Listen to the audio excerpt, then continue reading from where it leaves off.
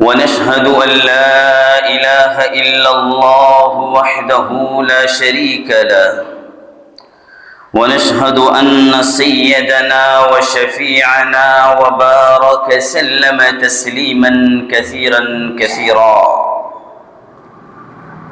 أما بعد، أعوذ بالله من الشيطان الرجيم. بسم الله الرحمن الرحيم. يا أيها الذين آمنوا كتب عليكم الصيام كما كتب على الذين من قبلكم لعلكم تتقون. وقال النبي صلى الله تعالى عليه وسلم: من صام رمضان إيمانا واحتسابا غفر له ما تقدم من ذنبه أو كما قال عليه الصلاة والسلام.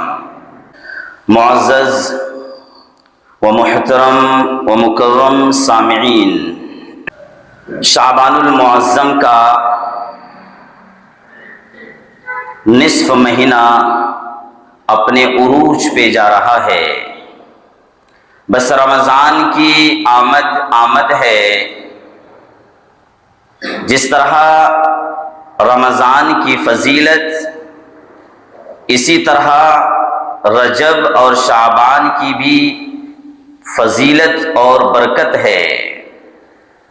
اسی مناسبت سے استقبال رمضان کے متعلق چند اور اہم گزارشات آپ کی خدمت میں پیش کرنا چاہوں گا. جناب محمد الرسول اللہ صلی اللہ تعالی علیہ وسلم نے ارشاد فرمایا: اللہم بارک لنا فی رجب و شعبان وبلغنا رمضان.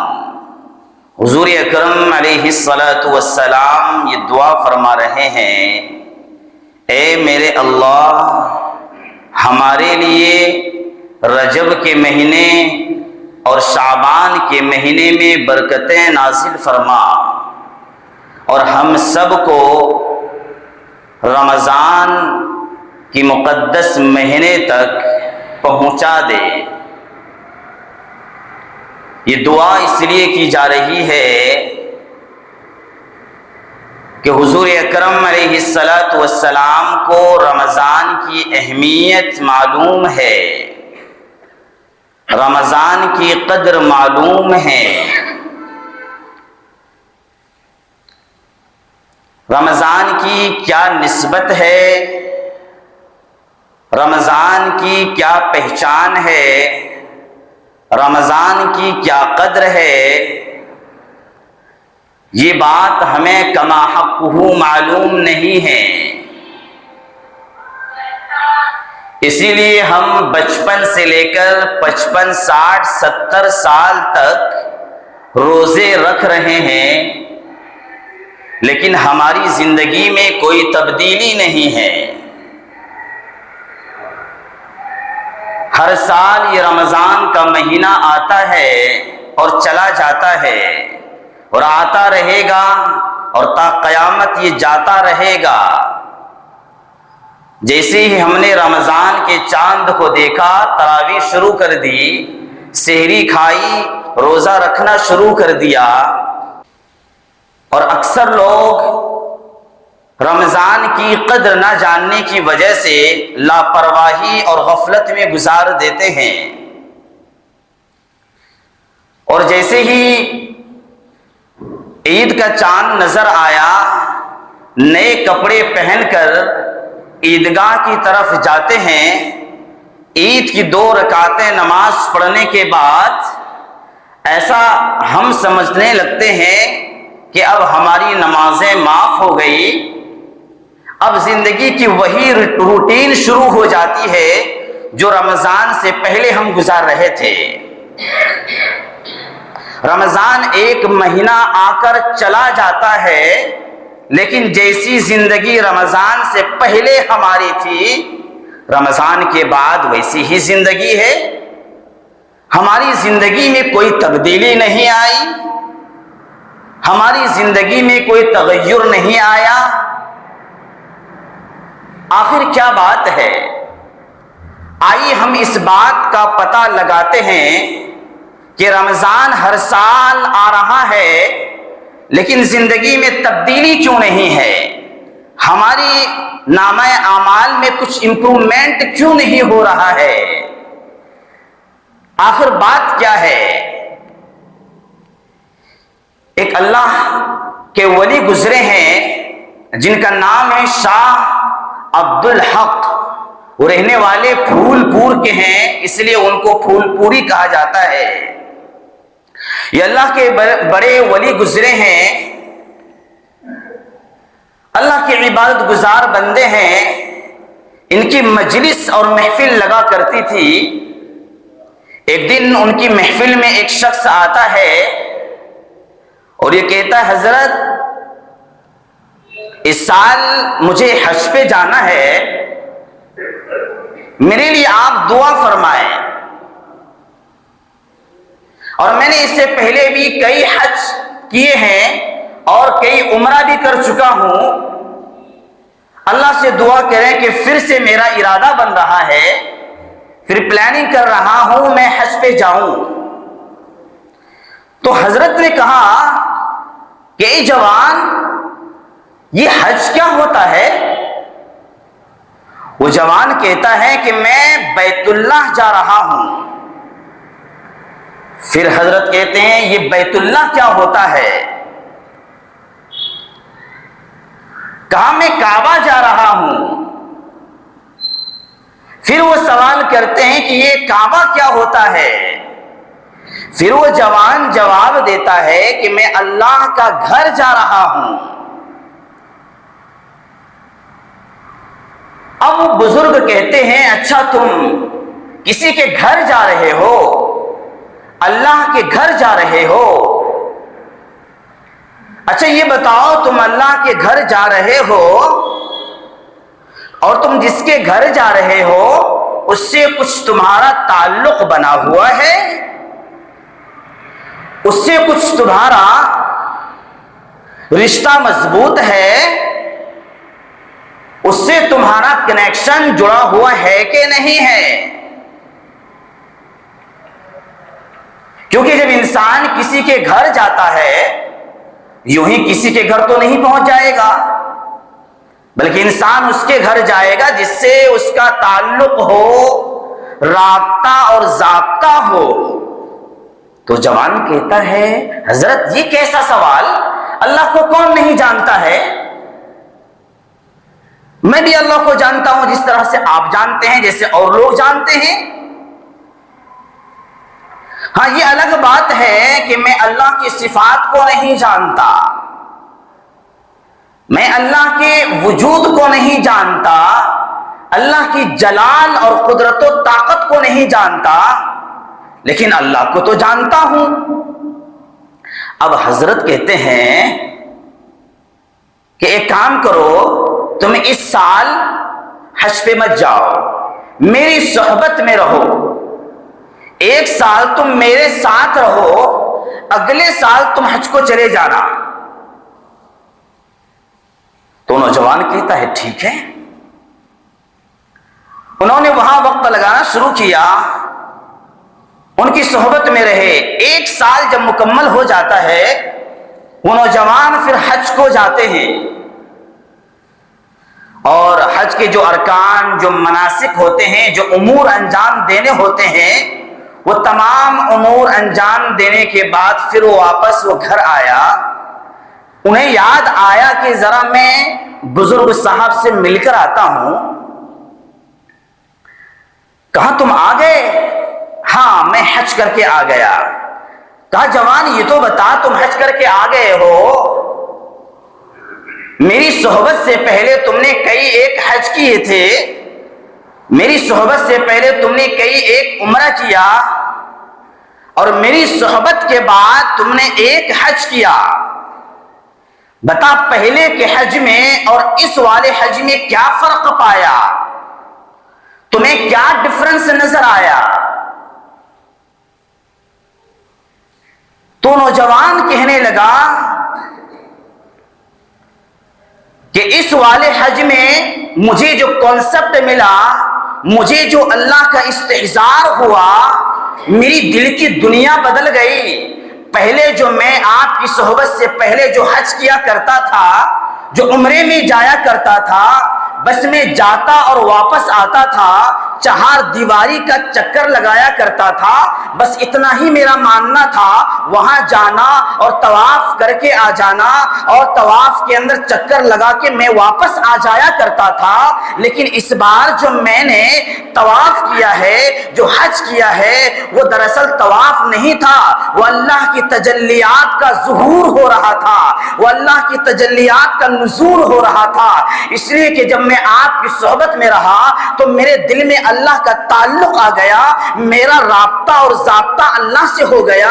اب میں طواف کر رہا ہوں تو آپ کی تجلیات کا ظہور ہو رہا ہے، اب میں طواف کر رہا ہوں تو اللہ تیری طواف کا، اللہ تیری تجلیات کا ظہور ہو رہا ہے۔ تو یہ والا کانسیپٹ پہلے حج میں یا عمرہ میں مجھے نصیب نہیں ہوا۔ تو یہ فرق ہوا آپ کی صحبت میں رہنے کا۔ آج لوگ ایک نہیں، دو نہیں، پانچ حج اور عمرے کر رہے ہیں، لیکن افسوس کے ساتھ یہ کہنا پڑتا ہے جس طرح سے اور جس طرح کی اس کی زندگی پہلے حج سے پہلے تھی، وہی زندگی دوسری یا پانچویں حج کے بعد بھی ہے۔ جس طرح سے پہلی زندگی گزر رہی تھی عمرہ سے پہلے، عمرہ کے بعد بھی وہی زندگی ہے۔ رمضان سے پہلے جس طرح سے ہماری زندگی گزر رہی تھی، رمضان آ کے چلا جا رہا ہے، ہماری زندگی میں کچھ فرق نہیں پڑا۔ آخر بات کیا ہے؟ حالانکہ رمضان کے بارے میں قرآن یہ کہہ رہا ہے، یا ایھا الذین آمنوا کتب علیکم الصیام، اے ایمان والوں سے خطاب ہے، مسلمانوں اور مومنوں سے خطاب ہے، تم پہ روزے کو فرض قرار دیا گیا ہے۔ کوئی نفل عمل نہیں ہے، کوئی مستحب نہیں ہے کہ جس کا جی چاہے رکھ لے اور جس کا جی چاہے نہ رکھے۔ بھوک لگ رہی ہے، پیاس لگ رہی ہے۔ آج کے نوجوان یہ سب بہانہ بازی۔ جس روزے میں پیاس نہ لگے وہ کیسا روزہ؟ جس روزے میں بھوک اور پیاس کی شدت محسوس نہ ہو، اس روزے کا مطلب ہی کیا ہے؟ آج چھوٹا ریزن بتا کے روزے کو چھوڑ دے رہے ہیں۔ تو قرآن کہہ رہا ہے، یا ایھا الذین آمنوا کتب علیکم الصیام، اے فرض علیکم الصیام، مسلمانوں روزہ فرض ہے، ہلکے میں نہیں لینا ہے، فرض ہے۔ ایک روزہ اگر کوئی جان بوجھ کر چھوڑتا ہے، ایک روزہ جان بوجھ کر، تو اس پہ کفارہ لازم آتا ہے۔ اور معلوم ہونا چاہیے کفارہ کیا ہے۔ مسلسل 2 مہینے کے روزے، 60 دن کے روزے رکھنے پڑیں گے، پھر جا کر وہ ایک روزہ کا کفارہ ادا ہوگا۔ اگر 60 روزے میں ایک روزہ بھی مس کیا، پھر سے 2 مہینے کے روزے رکھنے پڑیں گے۔ آج ہم نے بہت ہلکا سمجھ لیا، روزہ ہی تو ہے۔ تو قرآن نے کہا کہ کتب علیکم الصیام، روزے فرض ہے۔ کیسا؟ یہ روزے کا فرض ہونا یہ کوئی پہلا عمل نہیں ہے، یہ صرف اسی امت کے لیے خاص نہیں ہے۔ کما کتب علی الذین من قبلکم، تم سے پہلے یعنی امت محمدیہ سے پہلے جتنی قومیں گزری ہے، ان تمام امتوں پہ روزے فرض قرار دیے گئے تھے اور تمام امتوں نے روزہ رکھا تھا۔ اسی طرح امت مسلمہ پر بھی روزے فرض قرار دیے گئے ہیں۔ اچھا، روزہ رکھنا کیوں ہے؟ کیا ملے گا؟ یہاں تو بھوک ملتی ہے، یہاں تو پیاس لگتی ہے، کچھ ملتا تو نہیں ہے۔ اللہ فرماتے ہیں ہاں تمہیں کچھ ملتا نہیں ہوگا، لیکن اللہ چاہتا ہے کہ انسان یہ متقی بنے، یہ پرہیزگار بنے، اللہ کا خوف دل میں آ جائے۔ آگے ریزن اللہ تعالیٰ نے بتا دیا کہ تمہیں روزے کیوں رکھنا ہے، لعلکم تتقون، وہ اس لیے کہ اللہ تمہیں متقی بنانا چاہتا ہے۔ یار وہ اللہ ہم سب کو پاک باز بنانا چاہتا ہے، متقی بنانا چاہتا ہے، اس لیے روزے کو فرض قرار دیا ہے۔ یہ متقی، یہ تقویٰ کا دو معنی آتے ہیں، ڈرنا اور بچنا۔ ڈرنا اور بچنا، جب انسان ڈرتا ہے تو اس سے بچتا ہے، یعنی کہ جب انسان کسی کے سے ڈرے گا تو اس سے بچے گا۔ مثلا انسان سانپ سے ڈرتا ہے تو اس سے بچتا ہے، سانپ کے زہر سے ڈرتا ہے تو اس سے بچتا ہے، بجلی کے کرنٹ سے انسان ڈرتا ہے تو اس سے بچتا ہے۔ ایسے ہی انسان اللہ سے ڈرے گا تو اس کی نافرمانی سے بچے گا۔ اللہ سے انسان ڈرتا ہی نہیں ہے۔ آج کا انسان نڈر ہو گیا، بے خوف ہو گیا، رمضان میں روزے چھوڑ رہے۔ رمضان میں روزے جیسے عمل کو چھوڑنا رسول کے زمانے میں، صحابہ کے زمانے میں کسی کے ذہن و دماغ میں یہ بات آ بھی نہیں سکتی تھی، اور آج دھڑلے سے پیٹ میں درد ہو رہا ہے، بھوک لگی ہے، پیاس لگی ہے، روزے چھوڑ دو، پھر رکھ لیں گے رمضان کے بعد۔ کس نے دیکھا ہے رمضان کے بعد تم زندہ رہو گے؟ تمہارے پاس کوئی سرٹیفکیٹ ہے؟ دنیا میں کوئی وعدہ لے کر آئے ہو رمضان کے بعد ہی تمہیں موت آئے گی؟ ہو سکتا ہے یہ زندگی کا آخری رمضان ہو سکتا ہے یہ زندگی کا آخری شب برات آ رہی ہو سکتا ہے زندگی کی آخری تراویح آ رہی ہو سکتا ہے زندگی کی آخری شب قدر آ رہی ہو۔ کیسے انسان یہ کہہ دیتا ہے؟ انہیں خوف نہیں لگتا کہ ایک فرض ایسے عمل کو ہم بآسانی چھوڑ دے رہے ہیں؟ تو فرمایا کہ انسان کی زندگی میں کئی اعمال کے سورسز آتے ہیں، لیکن اس پہ انسان عمل کر کے اس اپنی زندگی کو بدل کیوں نہیں پاتا؟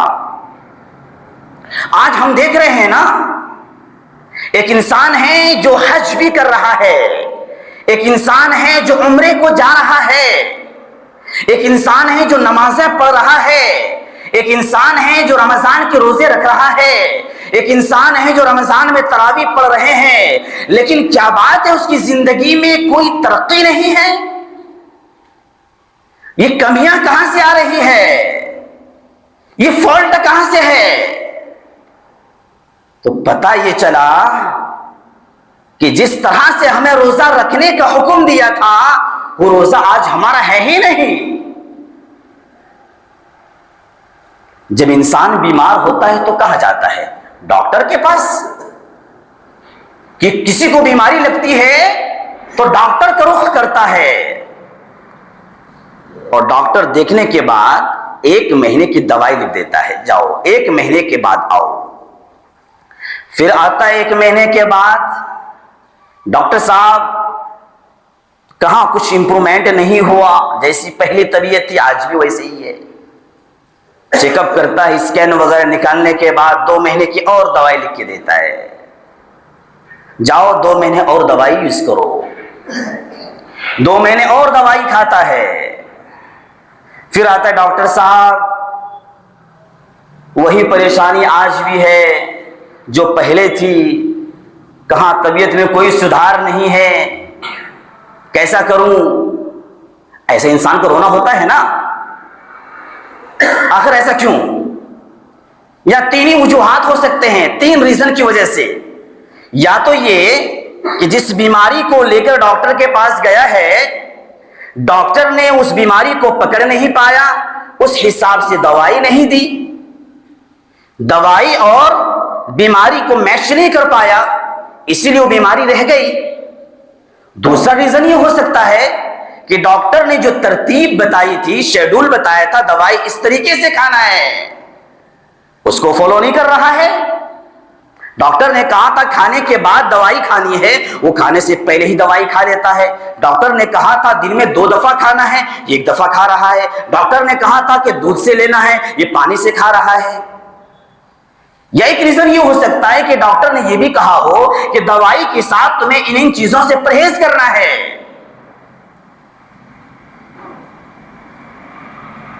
یہ 3 ریزن کی وجہ سے اس کی حالت ویسے ہی ہے جیسے پہلے تھی۔ بھائی زندگی بھر دوائی کھاتے رہو، جب ڈاکٹر کے مشورے پر عمل نہیں ہوگا تو پھر بیماری ٹھیک نہیں ہوگی۔ ڈاکٹر نے کہا ہے کہ تمہیں دوائی کے ساتھ ساتھ میرے انسٹرکشن کو فالو بھی کرنا ہوگا، میری ہدایات پہ عمل کرنا ہوگا، ورنہ مجھے نہیں پتا تمہاری بیماری کب ختم ہوگی۔ یا پھر میں نے جس چیز سے منع کیا ہے کہ دوائی کے ساتھ اس چیز کو یوز نہیں کرنا، یہ نہیں کھانا ہے، تو تمہیں اس سے رکنا پڑے گا اگر بیماری کو روکنا ہے۔ اسی طرح اللہ سبحانہ و تعالیٰ نے فرمایا کہ رمضان جو تجھ پہ فرض کر رہا ہوں، رمضان کے جو روزے رکھنے ہیں، یہ کتاب اللہ کے ذریعے تم پہ فرض کیا گیا، رسول اللہ کے ذریعے تم پر فرض کیا گیا، اللہ رب العزت نے تم پہ فرض کیا ہے۔ لیکن جو کچھ چیزیں ایسی تھی اللہ رب العزت کی طرف سے روزہ رکھ کر تمہیں ان چیزوں سے بچنا ہے، اپنے آپ کو دور رکھنا ہے، ہم نے پرہیز نہیں کیا۔ اسی لیے آج برسوں سے ہماری زندگی میں روزے آ رہے ہیں، جا رہے ہیں، ایک نہیں، ہماری زندگی میں 10 20 کسی کی زندگی میں 30 40 اور 50 رمضان گزر چکا، لیکن زندگی میں فرق کیوں نہیں پڑا؟ اللہ نے فرمایا تھا کہ کچھ چیزوں سے تمہیں رمضان میں روکنا ہے، ان سے ہم نہیں روکے اپنے آپ کو۔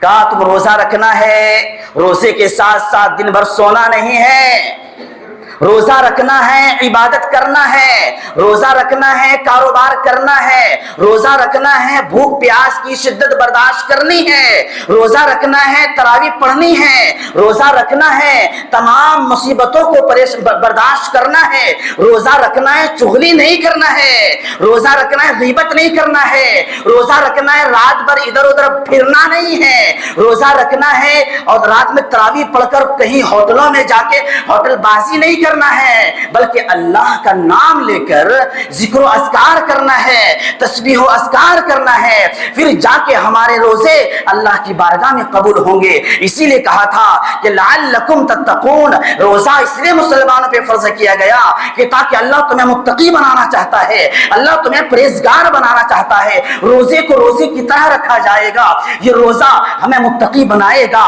قرآن نے کہا تھا یہ نماز برائی سے روکے گی، ان الصلاۃ تنہا عن الفحشاء والمنکر، نماز بے شک نماز برائی سے بے حیائی سے روکتی ہے۔ آج نماز پڑھ رہے ہیں برائی ہو رہی ہے، یہ فالٹ کہاں سے ہے؟ تو پتا چلا کہ وہ نماز نہیں ہے جو نماز اللہ کو مطلوب ہے۔ آج ہمارے وہ روزے نہیں ہیں جو روزے اللہ کو مطلوب ہیں، اسی لیے تو روزے بھی رکھ رہے ہیں لیکن ہم متقی نہیں ہیں، ہمارے دل میں تقوی نہیں ہے، اللہ کا خوف نہیں آیا، بس روایتی روزے جا رہے ہیں، چل رہے ہیں، اور ایک رسمی روزہ ہم رکھے جا رہے ہیں، برسوں سے روزہ رکھ رہے ہیں، کوئی ترقی نہیں ہے اپنی زندگی میں، کوئی امپرومنٹ اعمال میں نہیں ہے۔ آخر مسئلہ کیا ہے؟ جب ہم کسی چیز کی کنڈیشن کو، ان کے تمام شرائط کو پورا کر کے رکھیں گے تبھی نہ اس کی روحانیت ہمیں نصیب ہوگی۔ تو یہ ہے اصل ریزن کہ روزہ رکھ رہے ہیں اور ہمیں اس کی روحانیت نصیب نہیں ہو رہی ہے، ہمیں تقوی نہیں مل پا رہا ہے۔ اچھا، تقوی کا 2 مطلب، ایک ڈرنا اور ایک بچنا۔ انسان ڈرتا ہے تو بچتا ہے، لیکن میں کہتا ہوں انسان ڈرتا اس وقت ہے جب جانتا ہے، جانے گا تو ڈرے گا اور ڈرے گا تو بچے گا۔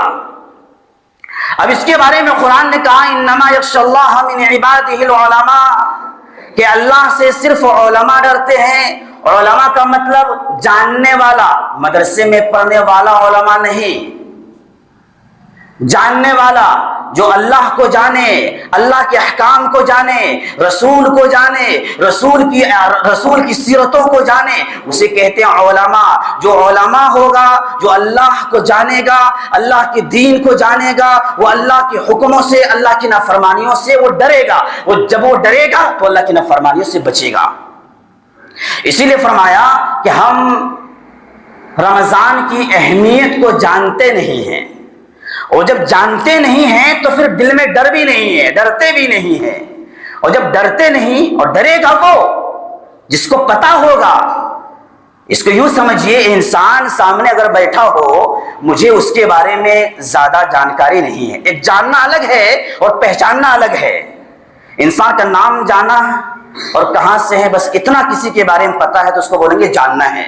پہچاننا، اس کی پوری طرح سے بایو ڈاٹا جاننا، ایک ایک چیز کے بارے میں اس کا انفارمیشن مجھے اگر ہے تو میں بولوں گا اس کو میں پہچانتا ہوں، ادروائز اس کو میں جانتا ہوں۔ ایک عام انسان یہاں بیٹھا ہے، میں نہیں جانتا ہوں ان کے بارے میں، پہچانتا نہیں، جانتا ہوں بس یہ نام ہے، تو ظاہر سی بات ہے مجھے اس کا خوف دل میں نہیں ہوگا۔ بعد میں پتہ چلا دو چار بات کرنے کے بعد یہ تو اپنے علاقے کا MLA ہے، تو اب میں تھوڑا ساودھان رہوں گا، کیونکہ اس کی پاور پتہ ہے مجھے، اس کی طاقت کا علم ہے مجھے۔ اگر میں اس کی خلاف ورزی کروں گا، ہو سکتا ہے میرے پیچھے یا میرے لیے کوئی کارروائی کروا دے۔ اب میں ان کے خلاف زبان نہیں کھولوں گا، ان سے تھوڑا سا ساودھانی سے بات کروں گا۔ کیوں؟ پہلے میں نے جانا، پھر اس کو پہچانا، اور جب پہچانا تو میں اس کی نافرمانی سے اب ڈرنے لگا۔ ایسے ہی جب ہم اللہ کو جانیں گے تو اللہ سے ڈریں گے، اور جب اللہ سے ڈریں گے تو اس کی نافرمانی سے بچیں گے۔ اس کا مطلب یہ ہوا ہم اللہ کو جان ہی نہیں رہے، ہمیں اللہ کو جاننا ہے۔ اللہ کو جانیں گے تو آگے کام ہم کر پائیں گے۔ ایسے ہی رمضان کی اہمیت کو ہم نے جانا ہی نہیں، اسی لیے تو رمضان مہینے میں روزہ جو فرض ہے اس کو ہم یوں ہی چھوڑ دیتے ہیں۔ تراویح کو ہم نے سمجھا ہی نہیں، اسی لیے تراویح ہو رہی ہے مسجد میں، اور روڈ پہ ادھر ادھر یہاں وہاں پورا دھنگانا ہے رمضان شریف میں۔ کسی کی اہمیت کو نہ جاننے کی وجہ سے اللہ رب العالمین اور اللہ رب ذوالجلال کو اگر کوئی جانتا ہے نا، اس کی نافرمانی کرنے کے بارے میں وہ سوچ بھی نہیں سکتا، سوچ بھی نہیں سکتا، اس کے ذہن میں یہ بات آ بھی نہیں سکتی ہے کہ جس چیز کو اللہ نے منع کیا ہے میں اس کو کر دوں، کیونکہ وہ جان رہا ہے یہ اللہ کی ذات کیسی ہے، اس کا قدرت اور جلال کیسا ہے، وہ جان رہا ہے۔ ایسے رمضان کی اہمیت اگر ہمارے دل میں آ جائے تو پھر ہمارے اعمال سے اللہ کی نافرمانی نہیں ہو سکتی ہے۔ اس لیے عزیزان محترم، پہلی ذمہ داری کہ جب ہم پڑھیں گے تو جانیں گے۔ اب رمضان آ رہا ہے، اپنی طرف سے کچھ وقت نکالو، اسلام کو سیکھو، آؤ کچھ وقت مسجد میں دو۔ ہم نے 11 مہینے خوب کھائے کمائے سب کچھ کیا، کم سے کم 1 مہینہ 1 گھنٹہ اسلام کو سیکھنے میں، اللہ کو جاننے میں، اللہ کو پہچاننے میں تو وقت دے سکتے ہیں نا۔ تو رمضان کا مہینہ پڑھنا بھی ہے، سیکھنا بھی ہے، عبادات بھی کرنا ہے، سب کچھ کرنا ہے اس مہینے میں۔ آج سے سب ارادہ کرو کہ انشاءاللہ تعالی آنے والے رمضان میں ہم بہت کچھ سیکھیں گے، اور جو کچھ اب تک نہیں سیکھا ہے، چھوٹی چھوٹے مسائل، نماز کے مسائل، وضو کے مسائل، اور رمضان روزوں کے مسائل، طلاق کے مسائل، نکاح کے مسائل، یہ ساری چیزیں انسانی ضروریات ہے، ہم نے سیکھا ہی نہیں۔ آج کتنے رشتے ختم ہو رہے ہیں، ارے ہم نے بھول میں کہہ دیا تھا، ہم نے ویسے ہی کہہ دیا تھا، ہم نے مذاق میں کہا تھا، ہماری دونوں کی مذاق چل رہی تھی، زبان سے نکل گیا۔ ایسا ہو رہا ہے۔ سیکھو، ایک ایک مسئلے کو سیکھنے کی ضرورت ہے۔ تو رمضان میں ارادہ کرو اپنا کچھ وقت نکالے اور مسجد میں دیں، اور کچھ نئی چیزیں سیکھیں جو آج تک ہم نے نہیں سیکھا۔ کریں گے انشاءاللہ تعالی۔ تو عرض یہ کر رہا تھا کہ رمضان ہر مہینہ ہر سال آ رہا ہے، چلا جا رہا ہے، ہماری زندگی میں فرق کیوں نہیں پڑ رہا ہے؟ ایسے ہی لوگ نمازیں پڑھ رہے ہیں، صدقہ و خیرات دے رہے ہیں، کچھ لوگ اللہ کے گھر کو جا رہے ہیں، سب ویسے ہی زندگی کے اعمال آج ہو گئے ہیں، کوئی فرق ہی نہیں ہے۔ ہر ایک عمل کے پیچھے اللہ سبحانہ و تعالیٰ نے ریزن بتایا ہے، یہ عمل کرنے سے یہ تبدیلیاں آئے گی زندگی میں، یہ عمل کرو گے آپ کی زندگی میں یہ خوشیاں آئے گی۔ آخر کیوں نہیں آ رہی ہے؟ یہی سب ریزن کی وجہ سے نمازوں کے اندر آج ہمارا خشوع خضوع ختم ہو گیا، وہ نمازیں نہیں رہی جو نمازیں صحابہ کی ہوتی تھی۔ ایک صحابی کسی جنگ میں دشمن رسول نے، دشمن اسلام نے پیر میں تیر مار دی تھی۔ اب وہ اس قدر بے چین ہے، اندازہ نہیں لگایا جا سکتا۔ اب صحابی پریشان ہے، کسی طرح سے تیر کو کھینچا جائے ورنہ زخم بڑھتا جائے گا۔ اب ہر صحابی پریشان ہے، کسی طریقے سے کھینچا جائے، وہ کھینچنے نہیں دے رہے ہیں۔ یہ تکلیف اس قدر ہے تو کہا یہ کیسے ہوگا، کچھ تو حل نکالنا پڑے گا۔ تو صحابہ نے کہا کہ چھوڑ دو ان کو، جب یہ نماز میں کھڑے ہوں تو اس وقت کھینچ لینا ہے۔ اللہ اکبر! جیسے ہی وہ نماز میں کھڑے ہوتے ہیں اور نماز کی ایک رکعت جب مکمل ہو جاتی ہے، دوسری رکعت میں ایک صحابہ پیچھے بیٹھے ہوتے ہیں، اس تیر کو آرام سے کھینچ لیتے ہیں، اور جب نماز ہوتی ہے تو دیکھتے ہیں پیچھے آخر وہ تیر کیا ہوا۔ اللہ اکبر! صحابہ پریشان ہو گئے، اس قدر بے چین اس تیر کے لگنے کی وجہ سے، اور تیر نکالنے نہیں دے رہے تھے، اور نماز میں جب وہ تیر نکال لی گئی ہے انہیں احساس تک نہیں ہے۔ اللہ اکبر! ایسی نمازیں ہوتی تھی۔ آج مچھر کاٹ رہا ہے، مکھیاں کاٹ رہی ہیں، پریشان ہو جا رہے ہیں، خشوع نہیں ہے، خضوع نہیں ہے، اللہ کا خوف نہیں ہے۔ فرمایا کہ نمازیں کیسی ہونی چاہیے؟ مل احسان، حدیث جبرائیل میں ہے کہ مل احسان، احسان کیا ہے؟ عبادت کیسی ہونی چاہیے؟ جب اللہ کے سامنے جھکے اور اللہ کے سامنے ہماری پیشانی جھکے تو کیسی ہو؟ جب ہم اللہ کے سامنے کھڑے ہوں تو ہمارا عمل اور ہماری اخلاص کا لیول کیسا ہونا چاہیے؟ تو فرمایا احسان کیا ہے؟ دو مثالوں کے ذریعے اس کو واضح کیا۔ پہلا مثال یہ کہا، تم جب عبادت کرو نا اپنے پروردگار کا تو بس یہ نیت کرو کہ تم انہیں دیکھ رہے ہو، تم دیکھ رہے ہو۔ جب کوئی انسان، کوئی امپلائی ورکر اپنے مالک کو دیکھ رہا ہوگا تو کیا وہ کام میں سستی کرے گا؟ بالکل بھی نہیں، پوری توجہ انہماک سے اس کام کو کرے گا اور مکمل کرے گا۔ ایسے ہی فرمایا کہ جب تم نمازیں پڑھو، اللہ کے سامنے ہاتھ باندھو کھڑے رہو، تو تم یہ دل میں تصور کر لو کہ میں اللہ کو دیکھ رہا ہوں۔ جو اللہ کو دیکھو گے تو نماز میں ایسی خشوع خضوع آئے گی، پھر ہو سکتا ہے وہی نماز نجات کا ذریعہ بن جائے۔ اور اگر یہ والی کیفیت، یہ پوزیشن اگر نہ ہو پائے، یہ لیول اگر نہ ہو سکے اخلاص اور خلوص کا، تو تم کم سے کم یہ تصور کرنا کہ مجھے میرا رب دیکھ رہا ہے۔ آج ہمارا یہ لیول ہے کیا؟ خشوع خضوع کا یہ لیول ہے؟ بالکل بھی نہیں۔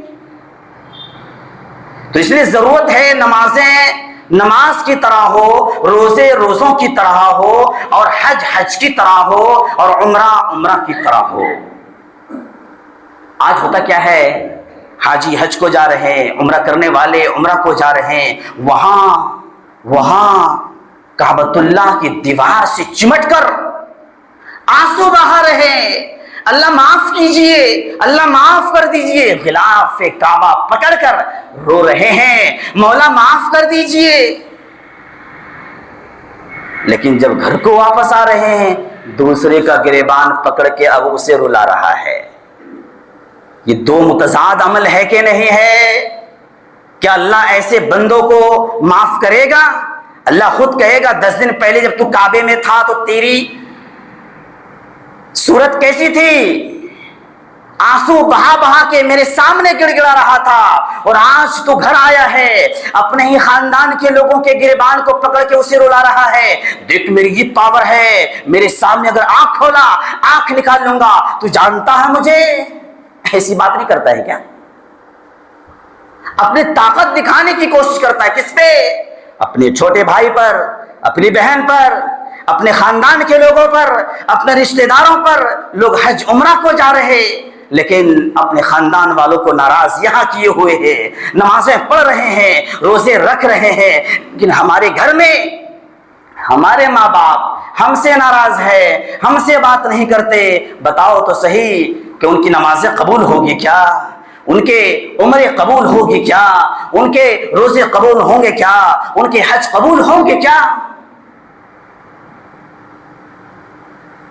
آقا کریم نے فرمایا تمہیں حج کرنا ہو تو صبح اٹھو، محبت کی نگاہ سے اپنے ماں باپ کے چہرے کو دیکھ لو، تمہیں حج مقبول کا ثواب ملے گا۔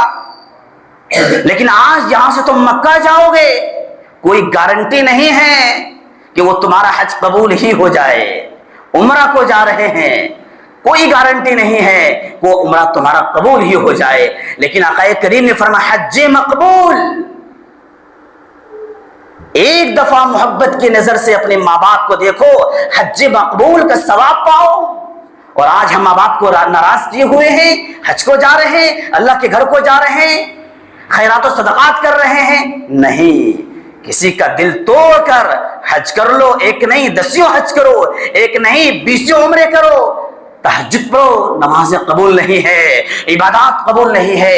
عبادات سے پہلے معاملات کو درست کرو۔ اسی لیے آقا کریم نے فرمایا انسان پہ 2 حقوق ہیں، حقوق اللہ اور حقوق العباد۔ حقوق اللہ یہ اللہ کے حقوق ہے، اللہ چاہے تو معاف کر دے گا، اللہ رحمان الرحیم ہے، لیکن جو بندوں کے حقوق ہے، بھائی بھائی سے ناراض ہوا ہے، بہن سے باتیں نہیں چل رہی، چچا سے باتیں نہیں چل رہی ہے، جب یہ بندوں کے حقوق ہوتے ہیں نا، اللہ اس دن پوچھیں گے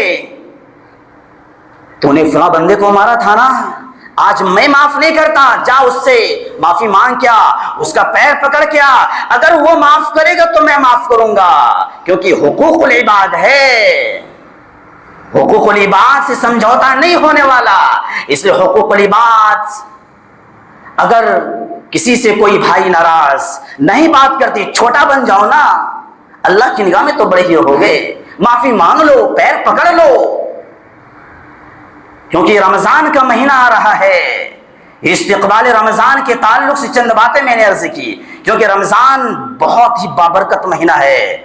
آج یہ وعدہ کرو اس محفل میں بیٹھ کر، آنے والا رمضان میں ایک روزہ بھی ہم سے مس نہیں ہوگا، کیونکہ زندگی بھر بھی اگر روزہ رکھو گے رمضان کے علاوہ، پھر اس روزے کو، اس اہمیت کو نہیں پہنچ سکتے ہو۔ اس لیے بھوک لگی ہے، کوئی دقت نہیں، یاد رکھیے تاریخ اس بات پر گواہ ہے، آج تک روزہ رکھنے سے کوئی مرا نہیں ہے۔ بھوک لگی ہے، کسی کی جان نہیں گئی ہے، پیاس لگی ہے، کوئی مرا نہیں ہے، تم کیسے مر سکتے ہو؟ اللہ کے لیے جو بھوکا رہتا ہے، اللہ کے لیے جو پیاسا رہتا ہے، اللہ اسے مرنے نہیں دیتا، اللہ اسے زندہ اور آباد کرتا ہے۔ اس لیے اللہ کے واسطے بھوک اور پیاس کو برداشت کرو۔ چند دن کی دنیا ہے، یہ سمجھ کے کہ زندگی کے آخری روزے آ رہے ہیں، زندگی کے آخری رمضان آ رہا ہے، اس کے بعد یہ زندگی میں یہ تراویح نصیب ہوگی کہ نہیں ہوگی، یہ روزہ آئے گا کہ نہیں آئے گا، کسی کی زندگی کا کوئی بھروسہ نہیں۔ یہاں سے باہر جاؤ، سانس بند ہوئی، اللہ کے حوالے ہو گئے۔ یہ چند گزارشات تھی استقبال رمضان کے تعلق سے۔ آج ہم سب یہ عہد کریں، آنے والے رمضان کا ہم بھرپور استقبال کریں گے،